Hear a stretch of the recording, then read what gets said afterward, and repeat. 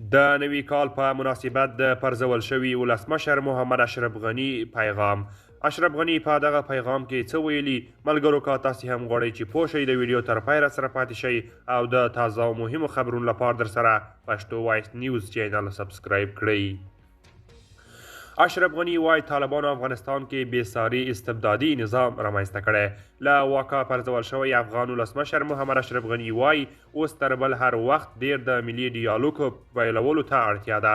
ښاغلي غني د نوي کال په مناسبت یو غږیز پیغام کې ټینګار کړی چې افغانان له جګړې ستړي دي او دا وړتیا لري چې د مرکو او جرګو له لارې د خپل حکومت او دولت شکل وټاکي.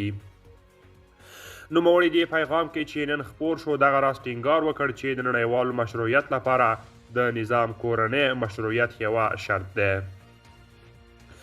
ښاغلي غني وویل چې طالبانو په افغانستان کې یوه بېساري استبدادي نظام حاکم کړی، خو دی وایي استبداد افغانستان کې دوام نشي کولی او د تیرو څو لسیزو تجربو ښودلې چې د هیواد استبدادي نظامونه ژر یا وروسته رد کړي او مات کړي دي. مخکینی افغان ولسمشر محمد اشرف غني د 2021 کال د اګست پر 15 کابل ښار ته د طالبانو له راتګ وړاندې بهر ته ولاړ. ځینې پر هغه نیوکې کوي چې ګواکې د هیواد پرېښودو سره یې د طالبانو بیا واکمنېدو ته لاره هواره کړه، خو ښاغلي غني ویلي وو چې طالبانو غوښتل دی له منځه یوسي.